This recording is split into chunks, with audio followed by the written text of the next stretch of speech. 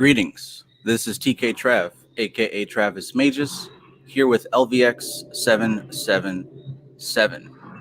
Today we're going to talk about protection sigils and other symbols that one may believe serves to give them a bit of a shield from forces that one may wish to avoid. So if that sounds like something that you're interested in, let's get to it.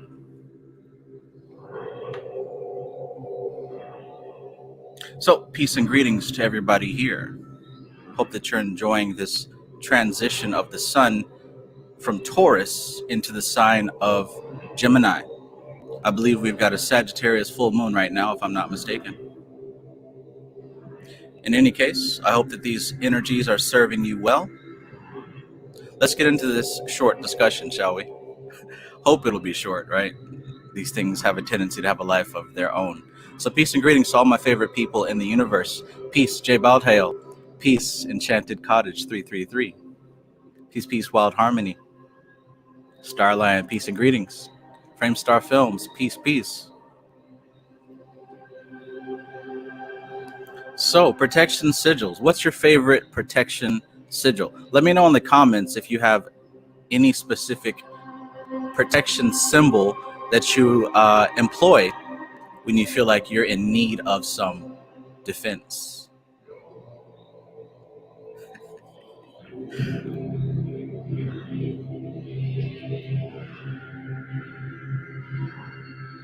MC Maestro, peace, peace. Batiz, peace to you, my fellow cyclomate. Lasange Descote, peace, good evening. So yeah, does anybody have any particular protection sigils that they employ when they feel like it's time to employ some assistance?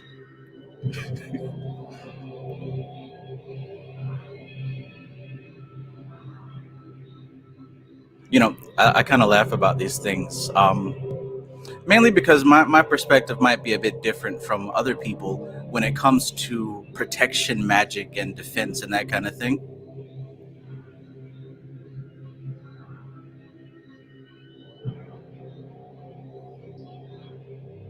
Let's see.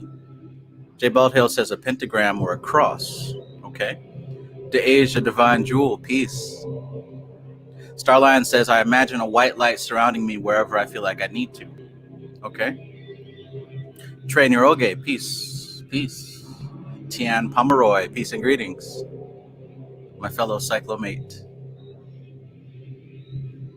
And as a side note, how many of you feel that the psychic abilities have been refined as of late? How many of you feel like your ability to perceive the subtle nature of the surrounding environment is starting to increase?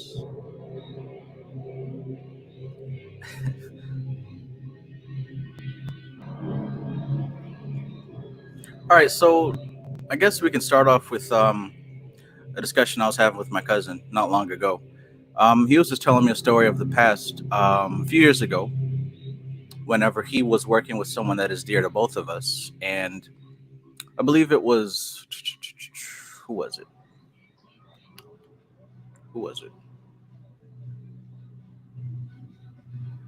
One of the Dakinis, I want to say. Oh my gosh, her name escapes me right now. What was it?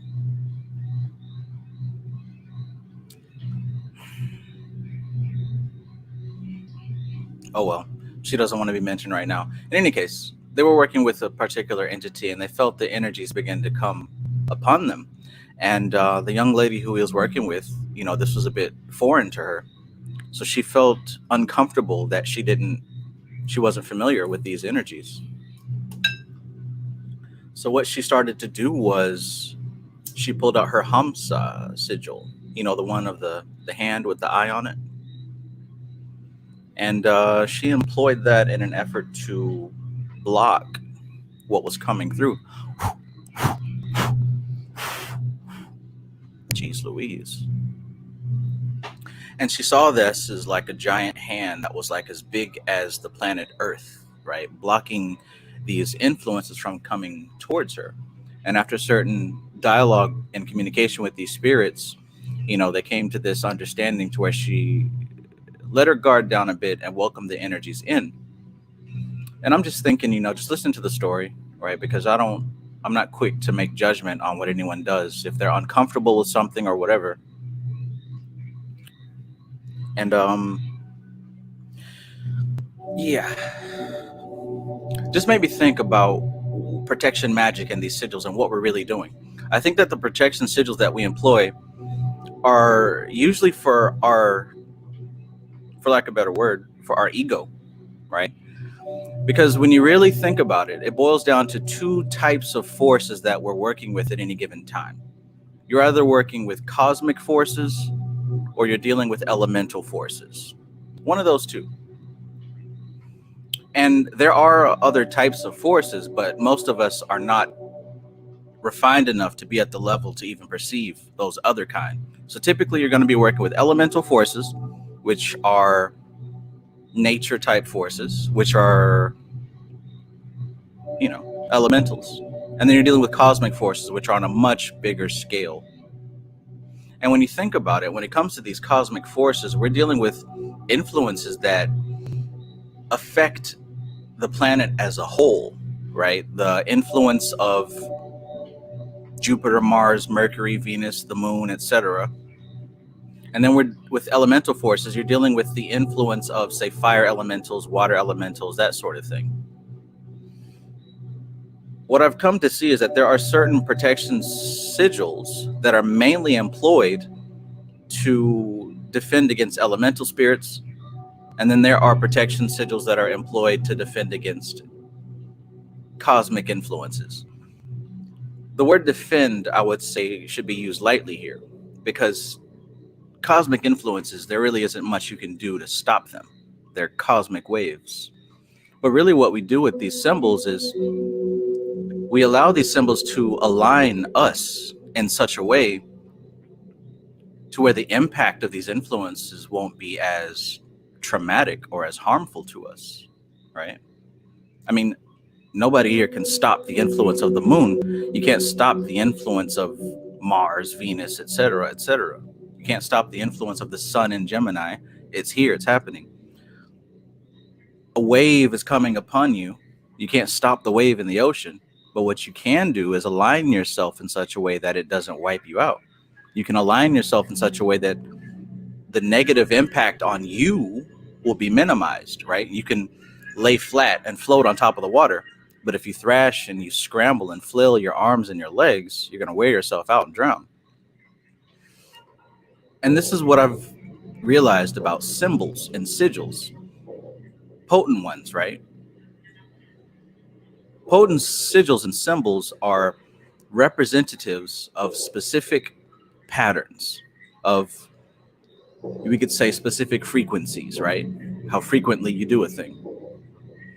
If you look at a symbol of a goddess or a god, if you look at the symbol of a cross, of the evil eye, a symbol of the peace sign, these symbols are representatives of a specific pattern, right? Of a specific pattern.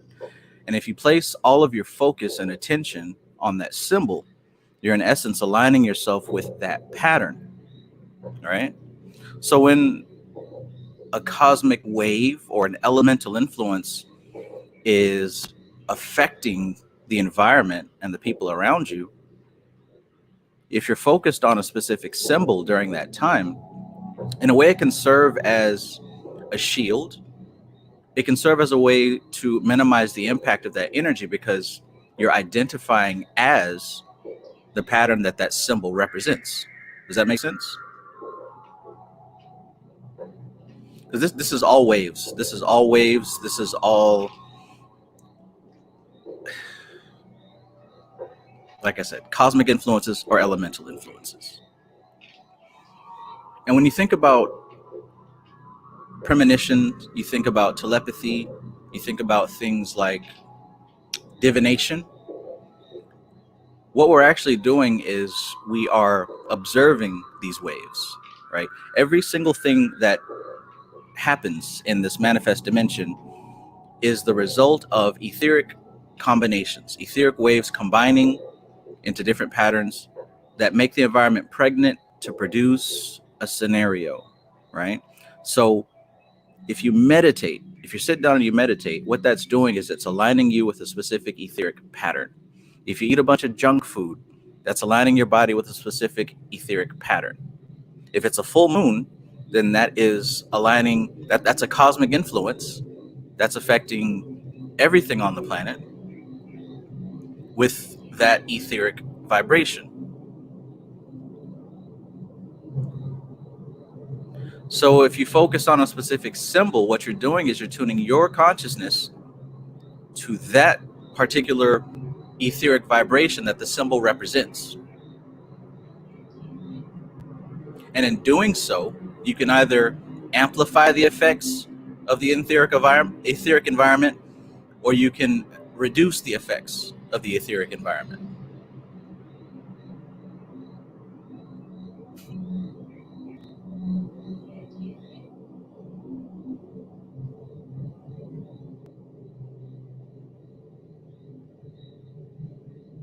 Yeah. So really, elemental influences, you can utilize sigils with great effect because the elemental influences are the influences of the microcosm. Cosmic influences, however, are influences that you cannot stop because they're much bigger than you. What you can do when it comes to cosmic influences is align yourself with a different frequency if necessary to either amplify or decrease the effects of said cosmic influence. Now, like I said, every symbol is a representative of a specific vibration, a specific influence, a specific frequency. You have things like the cross or the pentagram or, a lot of these are the mainstream symbols that just about anybody can work with because in a way they're kind of surface level and they have great effect against elemental influences. I mean, literally, that's what the cross is about.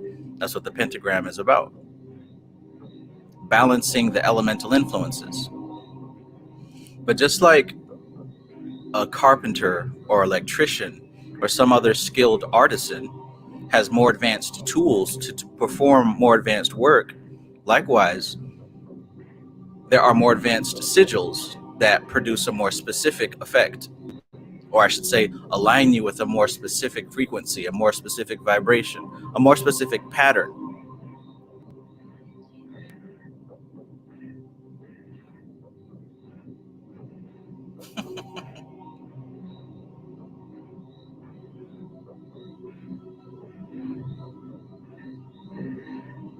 What to do, what to do.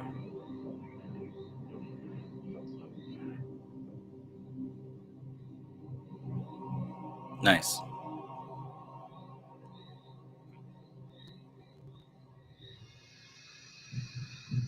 So, in other words, when it comes to working with sigils and symbols, if there's something that you want specifically, understand that the sigil isn't going to do it for you. What you're doing is you're aligning your focus with a pattern that symbol represents.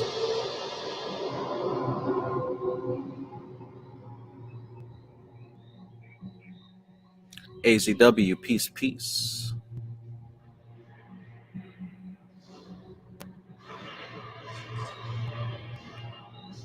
Framestar Film says laughter sigilized.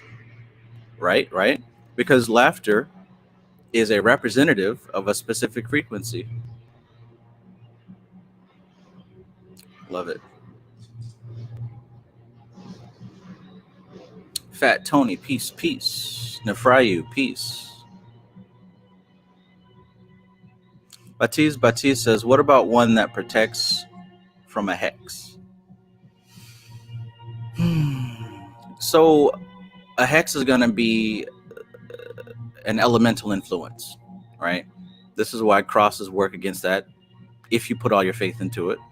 And what I mean by putting all your faith into the symbol of the cross or pentagram, what you're doing is you're aligning your focus with it. You're aligning you're focused with it, you're concentrating. Dharana, right? You're becoming one pointed with that symbol, and thereby you're tuning into what that symbol represents. So if a hex being thrown at you is the imbalance of elemental forces, then by focusing on one of these types of sigils, what that's going to do is it's going to cause balance and harmony within you. Because here's the thing, these hexes and curses and all that, it's an imbalance of the elemental forces around you, which is going to cause some unhealed aspect of your shadow to show up and cause you to react. All right, that's all these things are doing. They're setting up an etheric environment for you to react, which goes back to the shadow work, right? Why it's so important to make sure that there's that the painful experiences of the past, the scenarios that you haven't become comfortable with, you come to terms with these things so they don't cause an emotional reaction in you anymore. There comes a point in your journey where you're not afraid of any type of force, whether it's elemental or cosmic. There comes a point in your journey where you let go and you release the need of having to protect yourself, right? Because what are you protecting yourself from? If you're harmonized, if you're working from a certain center of balance, these things don't work against you like that. A hex and a curse doesn't work against you if you're harmonized, if you're balanced, if you've done the shadow work.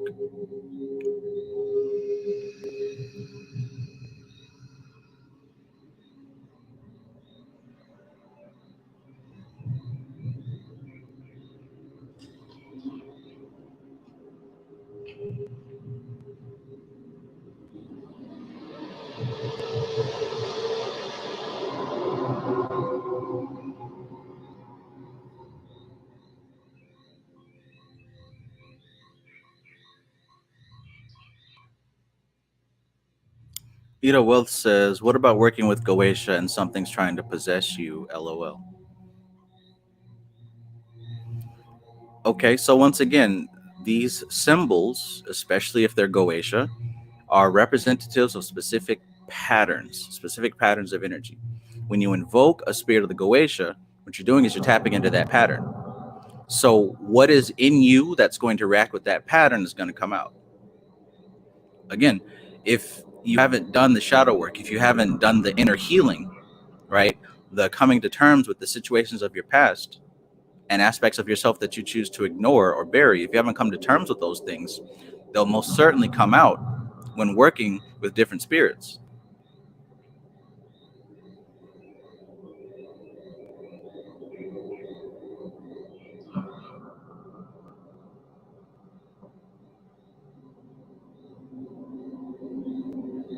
Starlion says, what if you have no context or understanding of the symbol you have?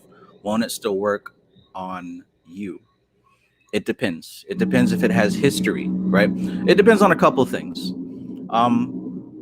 So most of the well-known symbols, they have history. They've been used by other people. They've been used by your ancestors, your lineage, et cetera, et cetera.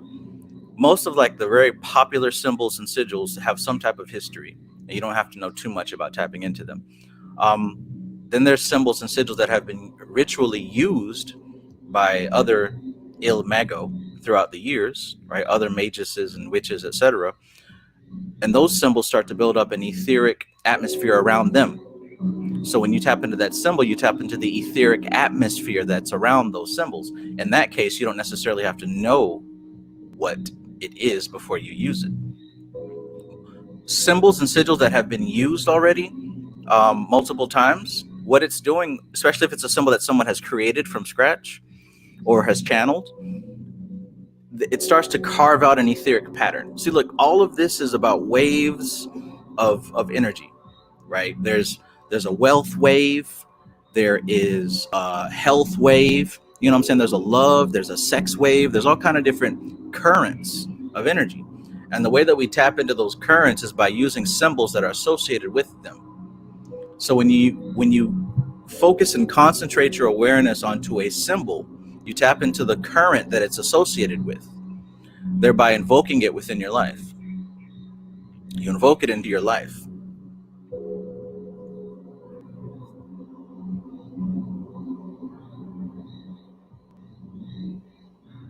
So, like I was saying, there comes a certain stage in your journey where you realize that before you identified yourself as an elemental creature, right? A human being is an elemental creature.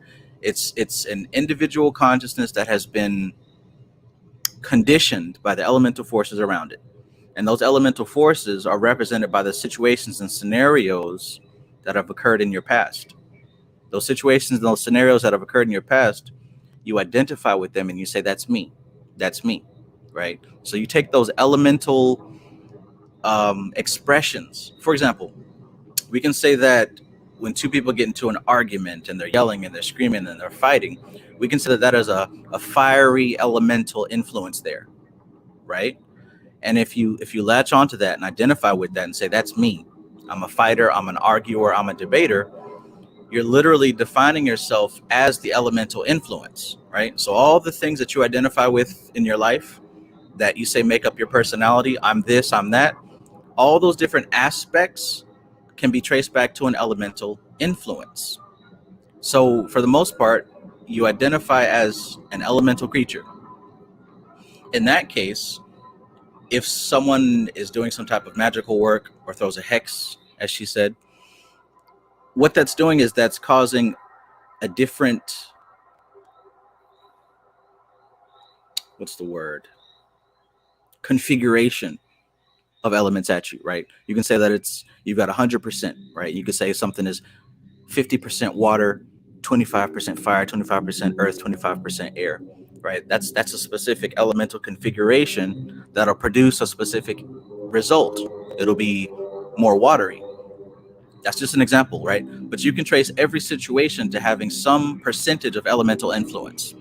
Now, what you vibrate at on a regular basis, what you consider yourself, what you identify as, that's going to be your elemental configuration. You see how this works? So these are the elemental forces at play at any given time in mundane life. Then you have cosmic influences, which are the influences of the planets, influences of the moon, etc., etc. This is going to affect certain elemental qualities more than others. And if your particular configuration isn't balanced, isn't stable, it'll be very easy for you to be thrown off course, to be thrown off track. This is why doing certain mantras, like planetary mantras, can help neutralize and stabilize the effect of the moon and the different planets. The ancient cultures had this down to an exact science. An exact science.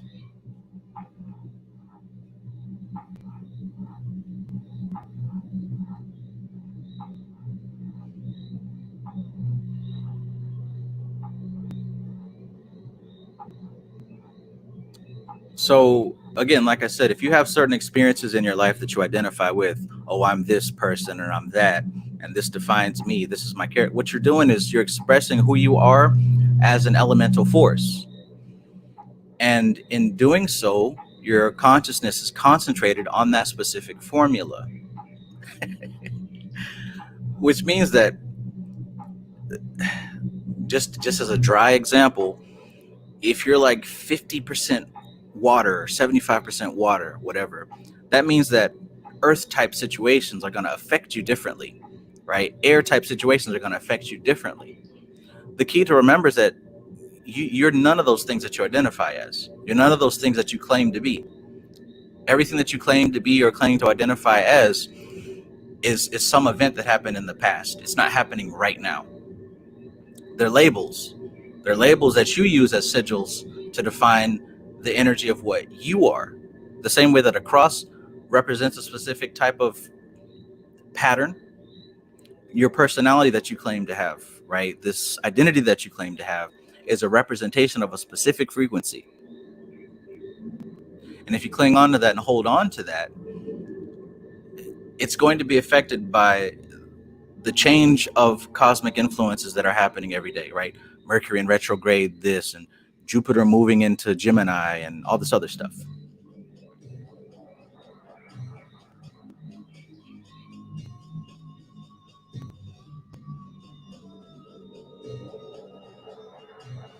Sirenita says, moving to a new home. Any protection tips for the home?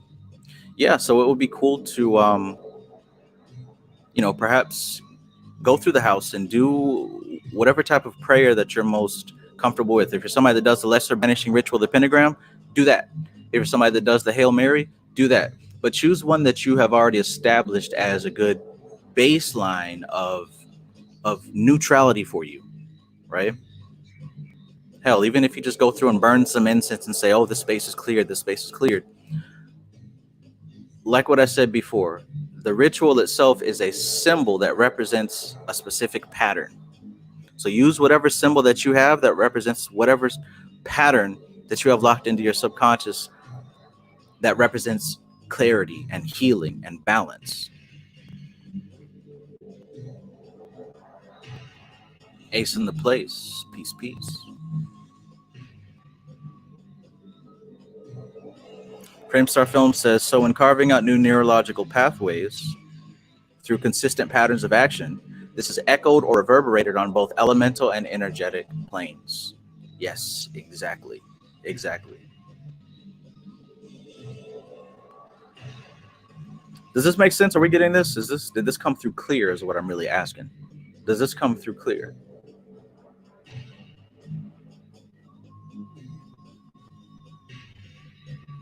Veronica Archaga, peace. I love you.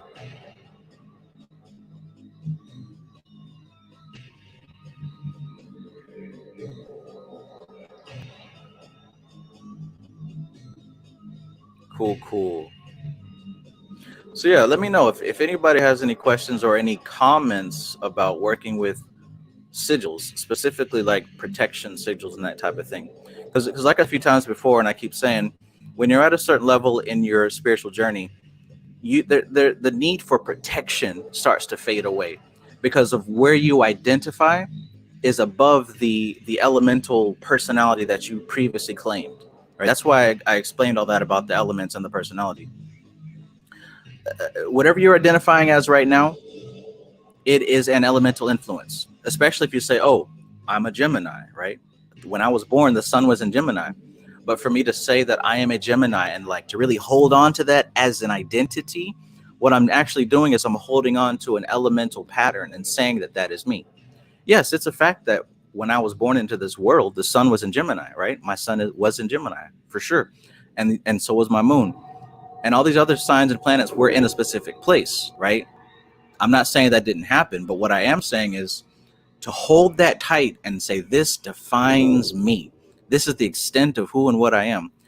To do that is to align my consciousness with that elemental pattern, right? Now I'm susceptible to imbalance. You see how that works? So you get to a certain point where you understand that you're not those elemental influences. Hell, what you actually are is not even this body. What you actually are is something that is above the elemental plane. And if you dig deep enough, you'll see that what you are is above even the cosmic plane. This is what meditation is about. This is what the work is really about. Uncovering these surface layers to see who and what you are underneath those surface layers.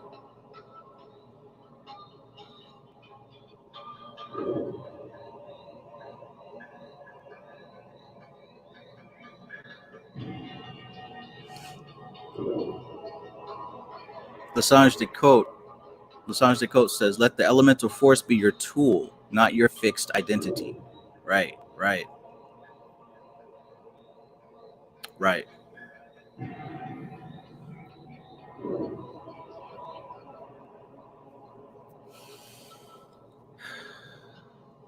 So yeah, in truth, like I would even say it's a good idea.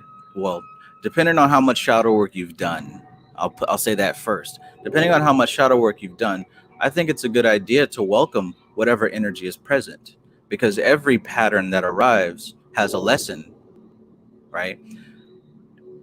You're a mirror. You're a mirror, and your environment is a mirror. Everything is reflecting itself. This is all a self-reflection hologram. So whatever experience that you're having currently, there is a lesson embedded in it. And if you're able to step outside of yourself, right, and instead of reacting to everything, if you're able to observe it in a neutral perspective, you can see that there's a lesson in every experience. And once that lesson is learned, you don't have the need to invoke it again, especially if it's a painful experience. Once the lesson in that experience is learned, you stop this requirement of having to invoke it over and over and over again. Peace, Koi Sewell.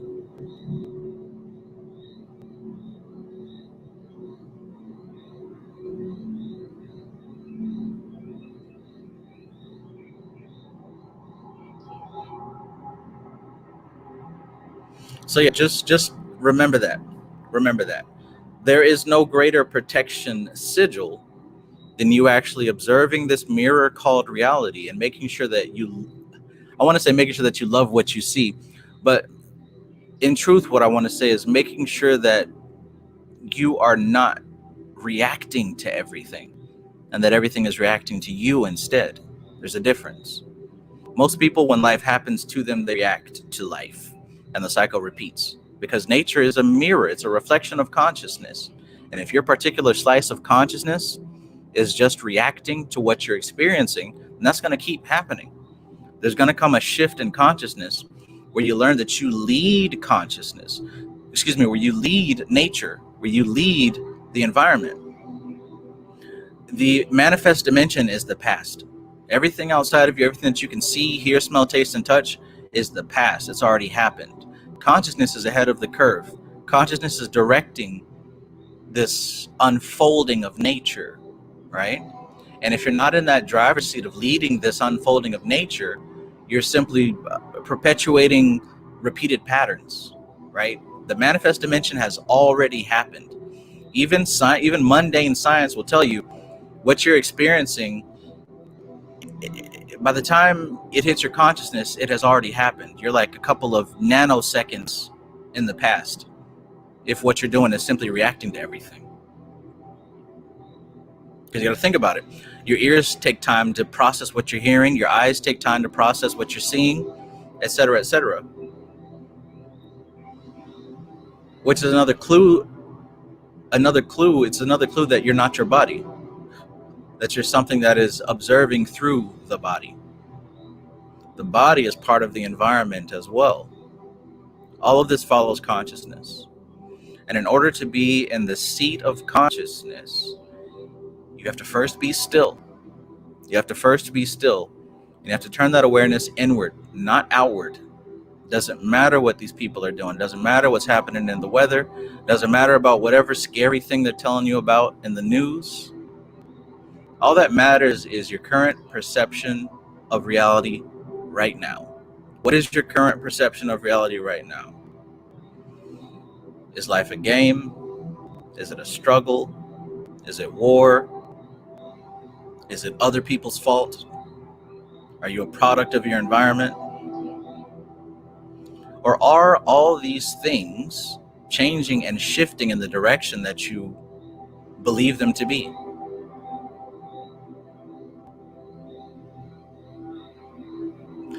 I know tonight's discussion had a lot of words and phrases that kind of sounded a bit buzzwordy, but the more we get into describing abstract information, it has to be spoken of in a metaphorical, symbolic way. Because to be too specific takes away from the fullness of the message that's being delivered.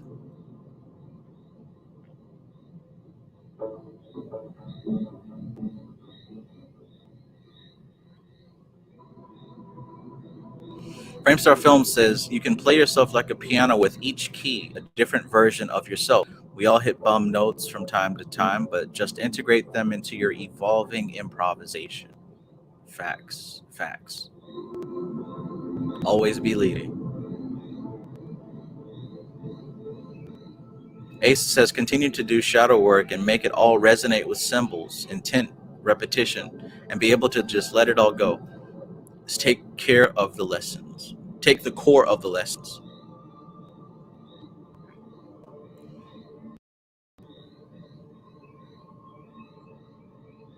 Sums up everything I have learned and what will carry me through until death. These keys can't be repeated enough.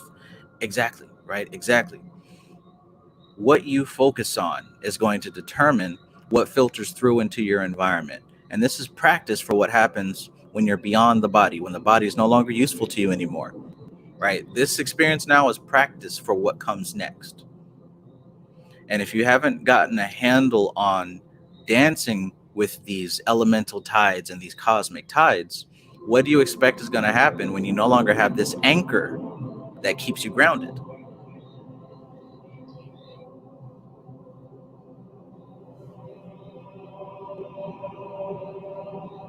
Curve, peace, peace.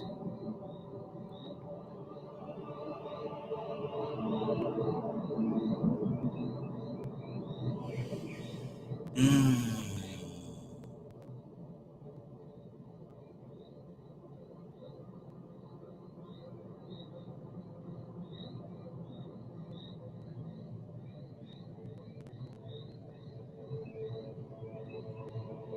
AV says, if something doesn't end, i.e., shadow work, does one truly understand it? Does life end? Does life end? If the answer is no, does one truly understand it? Does hunger end? Does desire end? If the answer is no, then one doesn't truly understand it. Does the breathing in and out of the body end?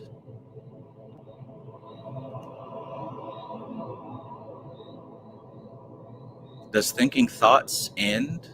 Does silence end? Does noise end? Does day and night end? Starlion says everything works out in my favor. Absolutely. That's the mantra. Stray Panther, peace, peace. Peace, peace.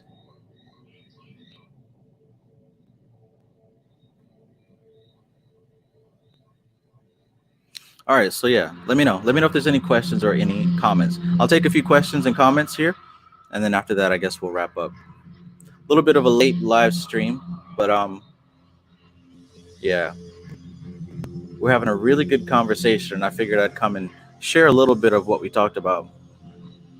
So I noticed that whenever me and my cousin have these conversations, I typically go into trance, and some of that information just kind of stays there in that state. So when I come out of that trance, it's as if that information didn't come with me. So I wanted to go live here while I still had some of it in my awareness. But yeah, let me know if you have any questions. I'll be right back.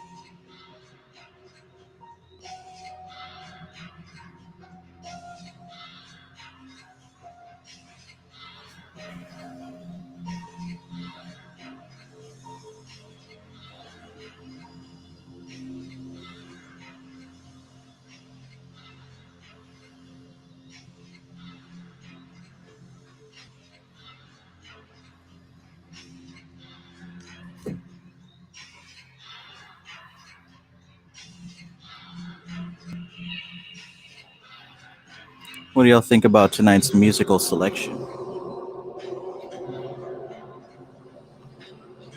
How are the vibes?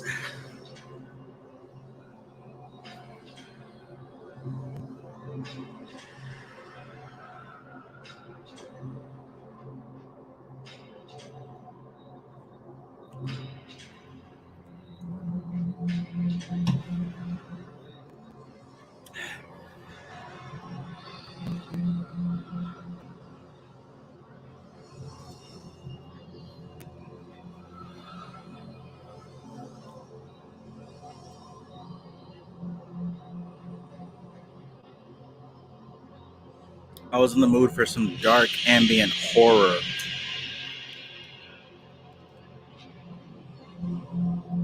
While my last instance stick burns, I think it's time for some Fruity Pebbles.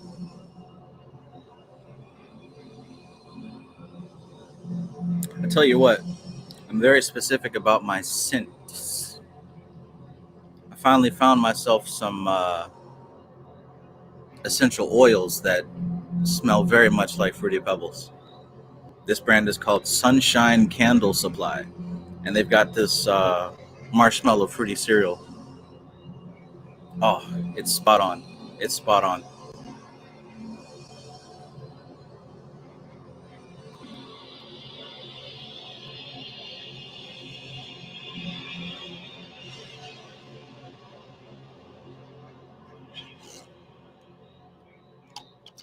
Got to get my smells right, you feel me? Gabriel Pijo says, what method do you use for working with the Goetia? Do you follow the traditional grimoire method with all the tools and paraphernalia? No, I do not. I do not. JR asks, how do you prepare yourself to go into trance? Well, that's the thing. It's spontaneous. We all are in a trance all the time. You're in a trance right now. I've explained this before many times, right? You're in a trance when you open up the fridge and you stare in there, knowing exactly what's in there, but you stare anyways. You're in a trance when you scroll through your phone, right? You stop talking to everybody and you just get locked into your phone. That's a trance. You're in a trance when you're driving to work. You're in a trance when you're on the toilet, right? Everything is a trance. The thing is, there's different types of trances, different degrees of trances. And what I've learned is that when you're in a specific trance, it's almost like a compartment. It's like a locker. And the things that happen while you're in that trance, they're easier to remember while you're there. I mean, think about this. I don't know if you've ever pissed off a girlfriend or a female, a woman, but when she's mad, a lot of times she'll go back and remember and start bringing up all the other times that you pissed her off, right? Or when you find somebody that you like, it's so much easier to only remember the good things they've done when you're around them. Trance affects memory, right? Depending on what state you're in, there's memory associated with that state. So that's why it's so important to get your smells right, to get your sounds right, to get your visuals right, because all these things affect your trance. And if you really want to pull the most out of these experiences, try to do the same things in the same states, right? That way, if you keep doing them, if you keep invoking those states in a very similar way, it'll be easier to compartmentalize the memory. So you said, how do you prepare yourself to go into trance? Just acknowledge when it's happening. Make a minute when it's happening.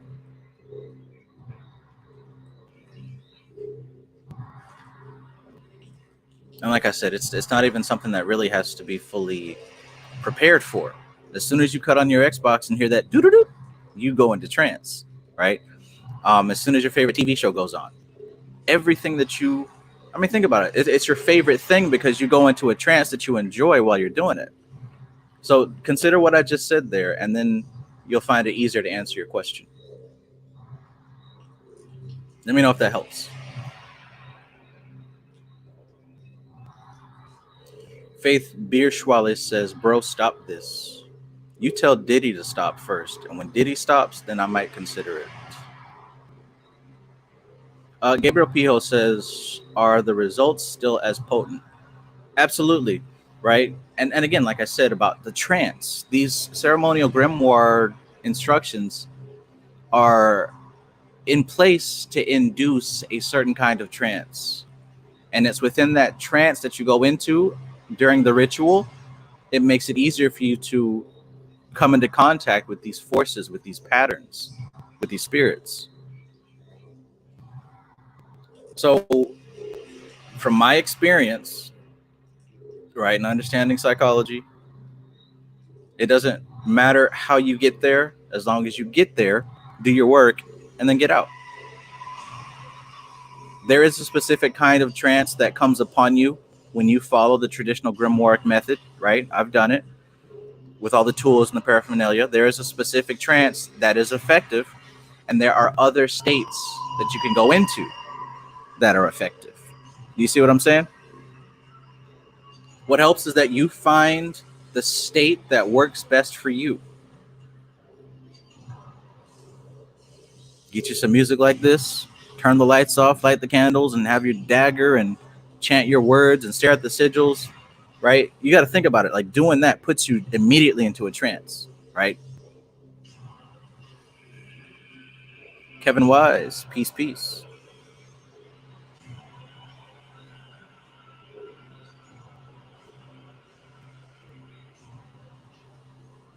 How bizarre. How bizarre.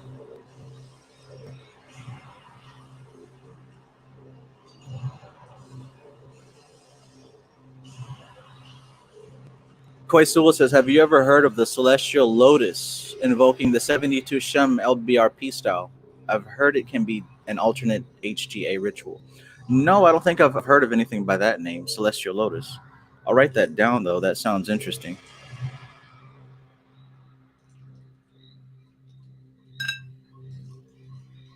Celestial Lotus. Now I need something to write on.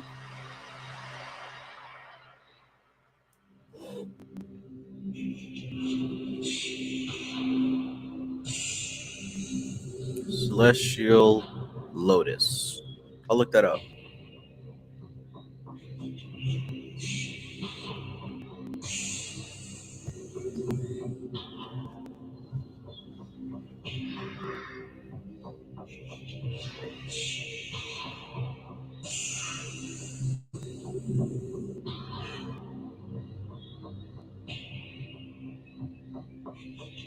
Ooh, I like that. The Sage de Cote says your framework will be more important than paraphernalia.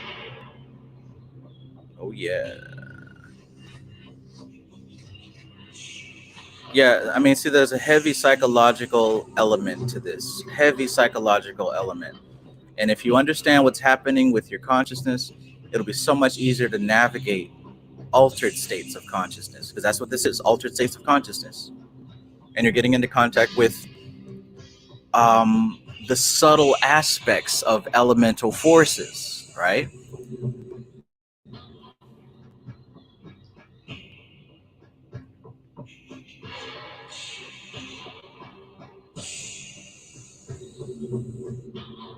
That's a great example, Gabriel. Gabriel says Christ isolated in the desert for 40 days. The Prophet Muhammad was in the cave when he received visions from Gabriel. Right. Now think about the type of trance that would induce being in the desert for 40 days, being in a cave for God knows how long, right? Or even fasting, right? Not eating intentionally with the intention to receive a vision, right? All these things are you're still able to walk through the world and do your necessary work, but your mind, right? Your mind is somewhere.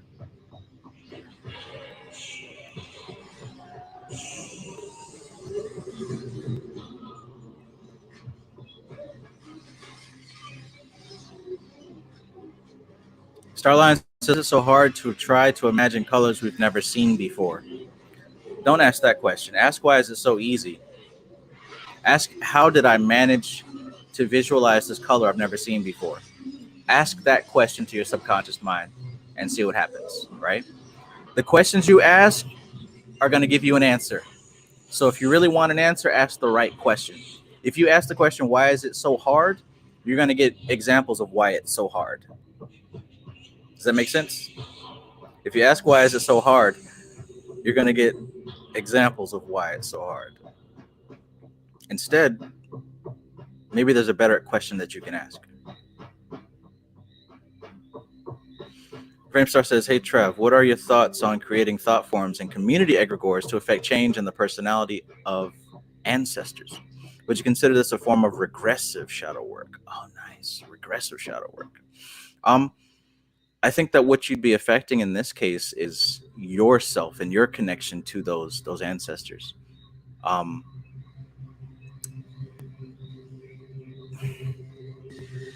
Because these things, at least from my experience, are malleable to a degree, right? They're malleable to a degree. Thought forms and community egregores to affect change in the personality of ancestors, right? So when I say malleable to a degree, what I mean is when we deal with ancestors, what we're dealing with is the aspect of them that we have created for interaction with ourselves. Even if it's people that we knew in the living, right? We're dealing with the aspect of them that has been modified for ourselves. So if we were to modify that memory, then of course it'll have a different effect. And that's all you need, really. That's all you need. I don't need to have known Abraham Lincoln. I just need to know that my personal aspect of Abraham Lincoln serves the purpose that it's here for.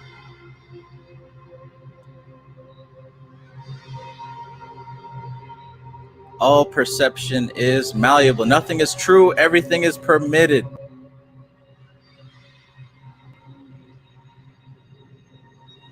Gabriel Pijo says, I don't think the spirits are merely psychological, though. I believe they're outside entities with their own agendas.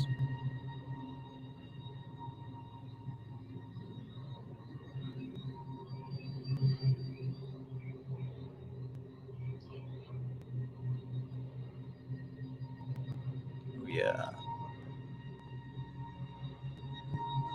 Oh, yeah.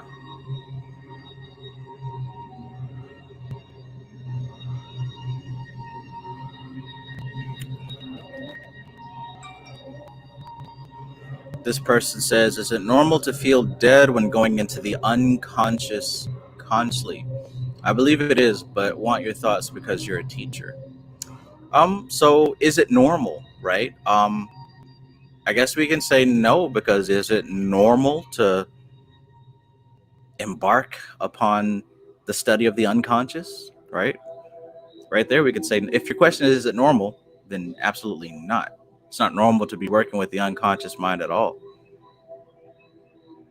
But I don't think the question, is it normal, is the question that's going to be useful and appropriate to you. Maybe there's a different question. Peace, MC Maestro. Have a good evening.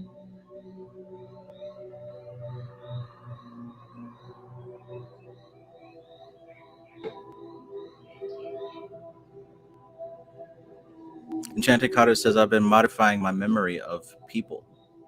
Right, right. And that's what really affects us, right? Our perception of the world and our perception of the past. Again, these are things that we're holding on to and are defined by elemental influences, elemental currents. Holding on to pain, holding on to depression, holding on to what somebody did or didn't do. All these are elemental formulas that we're holding on to. We perceive them in a certain way, so they have a specific effect on us today.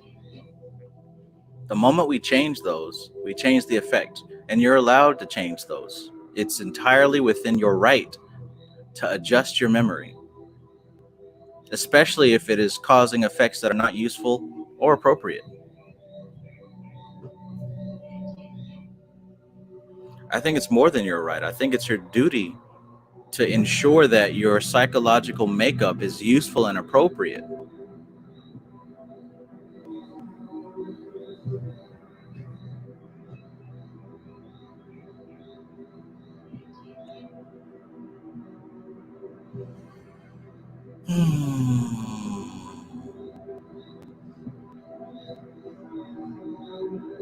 Ace says half the people still ask questions because they're looking for someone to tell them the answer to something that is supposed to be personal to you. Absolutely. And my way of dancing with that is ensuring that my answer is vague enough to still allow them to come to their own conclusion. Because really, a lot of the questions that we ask, we know the answer to. It's just, for whatever reason, we may not be ready to accept the answer.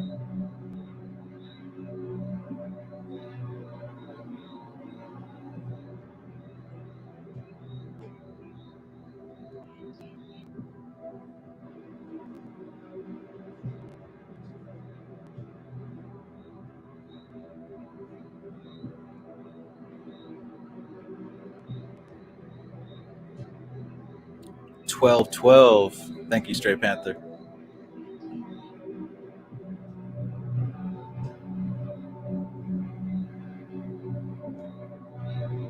Oh yeah, that is 33, isn't it?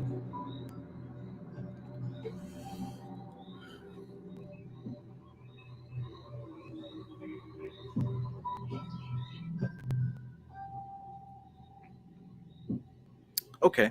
Well, yeah, that's the thing. I don't know how you guys have been feeling, but this has been an extremely chill week so far. The sun has entered Gemini. The moon is doing its full thing. I just been chillaxing, relaxing. But I figured, I didn't do tarot yesterday. I'll probably get on tomorrow and do tarot if you guys are still looking for the message to the collective. But this has just been a laid back week. Just been doing my thing.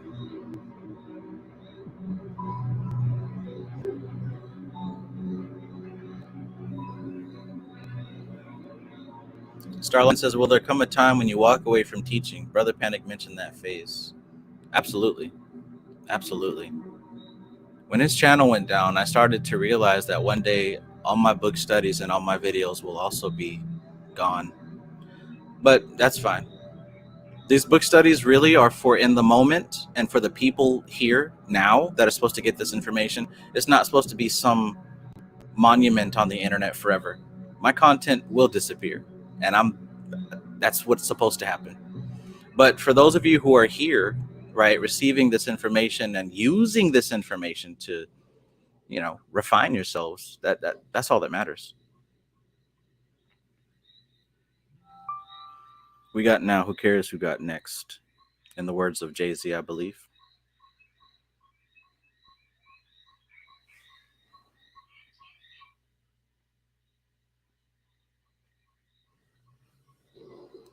But what will affect the future and the people of tomorrow is how we change and what we do with the information that we receive, right? That's what affects the future. Because you got to look at it now, right? Most of the people who watch Bobby Hemmett's videos don't understand what he's saying. They don't. And most of the people who would watch Brother Panic's info if it was still up would deify him the same way that they tried to deify Bobby. And it's not about that, right? It's not about deifying the individual. It's about receiving the information, receiving the vibration, and applying it to your psyche so that you can perceive reality in a more useful and appropriate way, in a way that is congruent with how things actually work.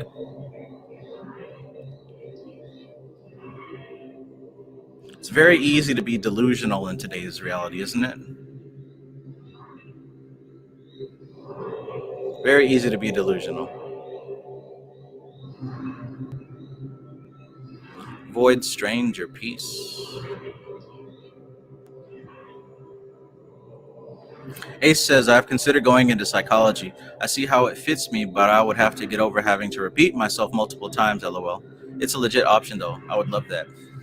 The thing I love about psychology is that it applies to everywhere. Like, that's something that you are never not going to find useful, right? Psychology is behind everything and everybody. Regardless if you're going to court, right, dealing with doctors and nurses or school systems, you're not dealing with a system. You're dealing with individual people. And if you understand the psychology of individual people, you'll have a better time at ensuring that you get the results that you want.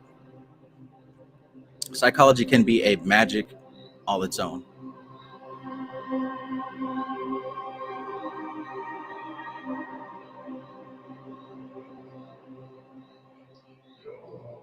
Thank you, Starline.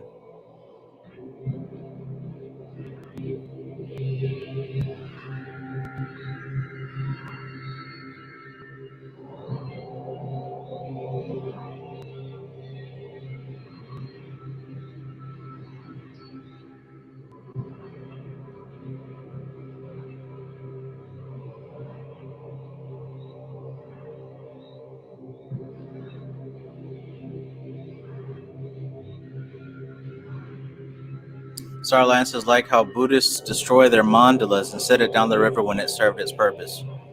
Right.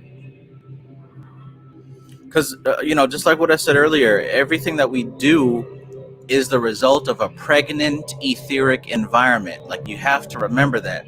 Nothing that we do, nothing that happens in the manifest dimension is its own cause. Everything that happens in the manifest dimension is the result of a pregnant etheric environment. In other words, the environment etherically was configured in such a way to give birth to a manifest event, right? The etheric environment was pregnant for me to do this video right now, so I did the video. The etheric environment becomes pregnant with hunger, so you start to feel hunger and go grab something to eat. Likewise, if the Buddhist creates a mandala, it's based off of the etheric energy that was sensed and enjoyed and experienced in that moment. It's not the mandala itself. In fact, when we have sigils, mandalas, yantras, and things to focus on, what they allow us to do is to tap in, to reverse engineer, right? To tap into that etheric environment.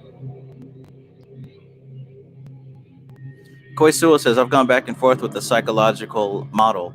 Sometimes things get real, but I understand that the foundation of reality is perception. Spirits are filtered through our psychology. Right. And that right there is the answer to the so-called debate between, are these spirits psychological or are they actual entities? Well, it doesn't matter. What matters is that your experience with that entity is going to be filtered through your psychology. So whether it's has its own objective reality or not, your subjective reality is going to determine how you experience that spirit. Thank you for that.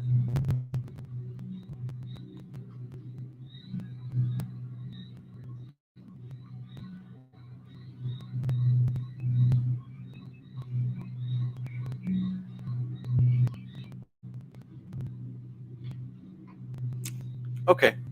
So yeah, I think I'm about to wrap it up. Do a little bit of Fortnite because this is the end of the season. In about 2 hours, the game will shut down. I think that it's about to be taken over by either Mad Max or Fallout. I'm not sure. I don't know anything about Fallout or Mad Max. I just know those things are coming. So I'm going to go to Fortnite and get me some kills. But I enjoy the time that we share. I really, really hope that you received some information that allows you to move about your day a little bit better, right? Hopefully you found something, realized something, or caught some cool idea that you can work with later on. That is always my intention, to stimulate your subconscious mind in a way that is useful and appropriate to you. Useful and appropriate to you. Because I tell you what, there's a lot of things out here that you could be focusing your attention on that are not useful and appropriate, right? It's so easy to be delusional right now. It's so easy to get caught up and lost into some nonsense right now, isn't it? Isn't it? For better or for worse, it's so easy right now to get caught up into some nonsense. So make sure that the time that you do have, you're investing it in such a way that leaves you in a positive state, in a useful state, in an appropriate state, right? Take control of where you spend your currency. Can you do that? I know you can. Will you do that? Will you do that? How much are you paying the Matrix? How much are you paying Prakriti? In contrast with how much are you investing in yourself?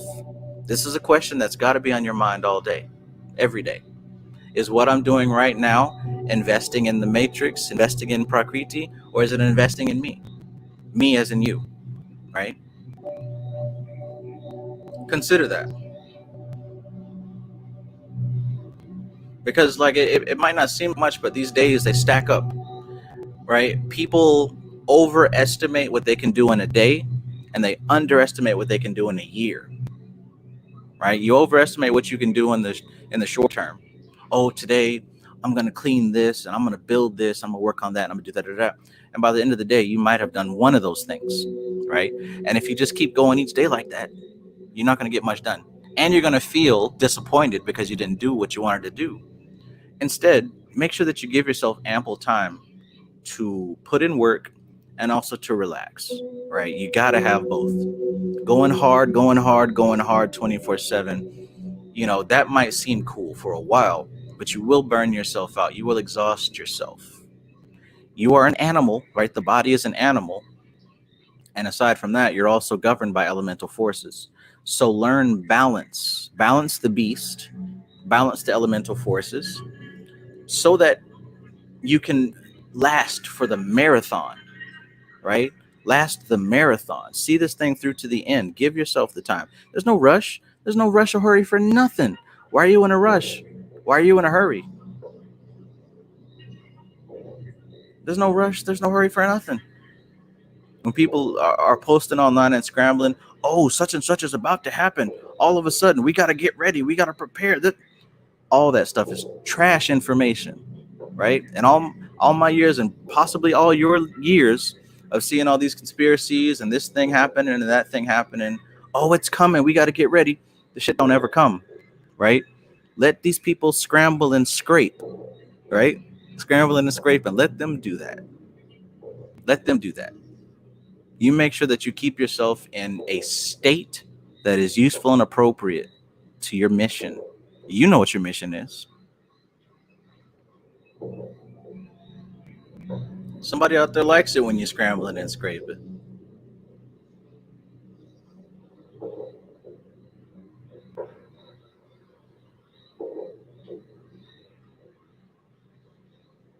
Somebody out there likes it when you're scrambling and scraping. Ain't no rush. You ain't got to scramble and scrape. Build diligently, right? Build diligently. Consistency, persistence. That's what you need. That's what you need to be doing right now. Ain't no get rich quick scheme. Ain't no get rich quick scheme. Did anybody get my scrambling and scraping reference?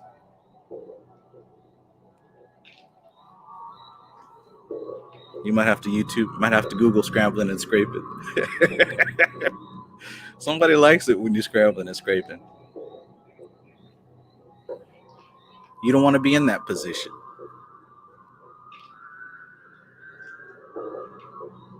You don't want to be in that position.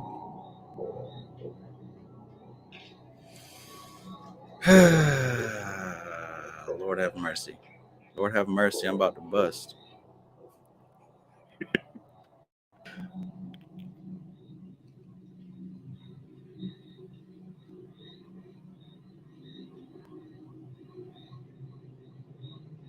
All right. So that's the end of it. Have a good night, y'all. Have a good night. This is TK Trav, aka Travis Magus, here with LVX777. I love you. Peace.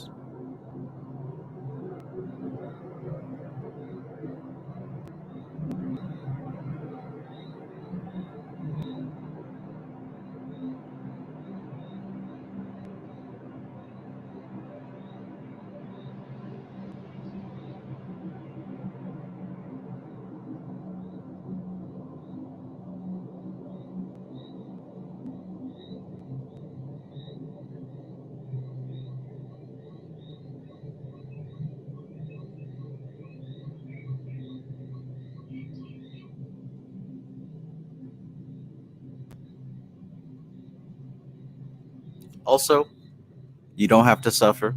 You don't have to suffer. You don't have to suffer. You don't. You don't.